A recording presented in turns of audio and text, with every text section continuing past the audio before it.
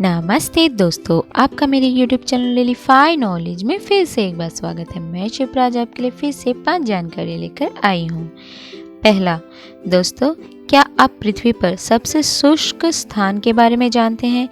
पृथ्वी पर सबसे शुष्क स्थान अंटार्कटिका में शुष्क घाटियों नामक क्षेत्र में है, जहां लगभग 20 लाख वर्षों से वर्षा नहीं हुई है। इस क्षेत्र में बिल्कुल भी वर्षा नहीं होती है और यहाँ लगभग 4,800 वर्ग किलोमीटर क्षेत्र में लगभग कोई पानी, बर्फ या बर्फ नहीं है। पानी की विशेषताओं में विदा झील, वांडा झील, बोन्नी झील और गोमेद नदी शामिल है।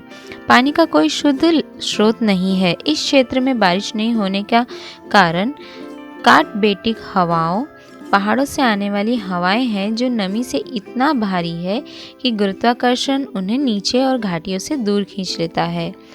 नोट की विशेषता बोन्नी झील है, जो सूखी घाटियों में स्थित एक खारी झील है। यह स्थायी रूप से 3 से 5 मीटर बर्फ से ढका रहता है। वैज्ञानिकों को झील के चारों ओर मोहरों के ममीकृत शव मिले हैं। वांडा झील इस क्षेत्र में भी समुद्र की तुलना में 3 गुना अधिक खारा है। इस झील के तल पर तापमान 25 डिग्री सेल्सियस जितना गर्म होता है। दूसरा, दोस्तों, क्या आप इस चपटे कृमि के बारे में जानते हैं? इस कीड़े का सिर काट दो और यह फिर से उन्हीं यादों के साथ विकसित होता है। प्लेनेरियन बस एक छोटा चपटा कीड़ा है जो तालाबों के तल की सतह अंधेरी जगहों पर रहता है। हालांकि इसमें एक गुप्त कौशल है। यह अपनी पूंछ वापस बढ़ा सकता है, यह अपना सिर वापस बढ़ा सकता है, यह कटे हुए टुकड़ों में से किसी एक से अपने शरीर को वापस बढ़ा सकता है। यदि आप इसके सिर और पूंछ दोनों को काट दे तो एक कीड़ा 3 कीड़ों में बदल जाता है और तीनों एक ही यादें साझा कर सकते हैं। वैज्ञानिकों के एक समूह ने इन अंधेरी प्रेमी फ्लैटवॉर्म को प्रकाश से भगाने के बजाय प्रकाश के पास जाने के लिए सिखाया। उन्होंने जिगर के साथ प्रकाश का पैच लगाया और समय के साथ कीड़े ने सीखा कि यह विशेष प्रकाश सुरक्षित और स्वादिष्ट भोजन से भरा था। तब वैज्ञानिकों ने उसके सिर काट दिए। शरीरों ने नए सिर उगाए और नए सिर अभी भी जानते थे कि प्रकाश अच्छा था, तो इन कीड़ों ने पुरानी यादों के साथ नए सिर उगाए। तीसरा, दोस्तों, क्या आप जानते हैं नासा को मार्स रॉक का नमूना नहीं मिल रहा है जिसे परसेवरेंस रोवर ने ड्रिल किया था? यह रहस्यमय तरीके से गायब हो गया। नासा के परसेवरेंस रोवर ने अपना पहला मंगल रॉक नमूना एकत्र करने की कोशिश की, लेकिन वह खाली हो गया। मिशन नियंत्रकों को लगता है कि चट्टान ने अप्रत्याशित रूप से प्रतिक्रिया की, न कि रोवर ने एक त्रुटि की। नासा ने मंगल ग्रह की चट्टानों के नमूनों को ड्रिल और स्टोर करने की अपनी खोज में 9 साल और लगभग $2 बिलियन खर्च किए हैं। रोवर ने एक प्राचीन मार्स लेक बेड में एक चट्टान को उठाया जिसमें कभी विदेशी जीवन हो सकता था और ड्रिल करने का प्रयास किया, लेकिन नमूना गायब हो गया। चट्टान में एक उंगली के आकार का छेद है जहां नमूना आना चाहिए था, लेकिन रोवर का नमूना संग्रह ट्यूब में खाली है और रॉक कोर छेद के पास नहीं पड़ा है, बस नमूना वहां नहीं था। चौथा, दोस्तों, क्या आप जानते हैं मैक्सिकन सरकार और वाइल्ड कोस्ट ओकास्का में एक नेस्टिंग बीच के 9.3 मील की रक्षा करते हैं।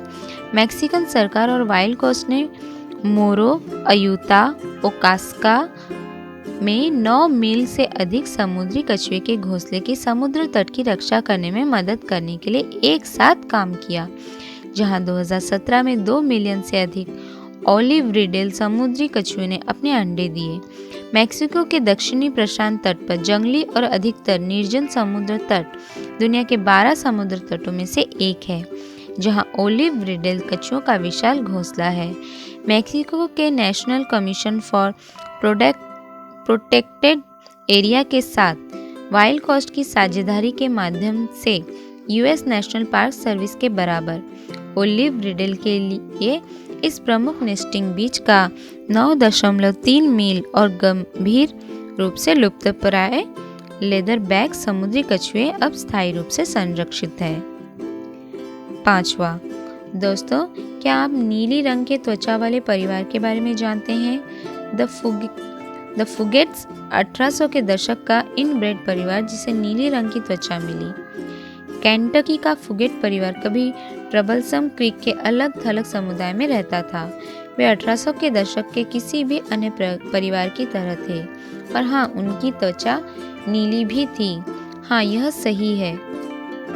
नीली त्वचा इस स्थिति को मेथेमोग्लोबिनेमिया कहा जाता है, जो एक विकार है जो रक्त और शरीर के ऊतकों में ऑक्सीजन की मात्रा को कम कर देता है, जिससे त्वचा नीली दिखाई देती है।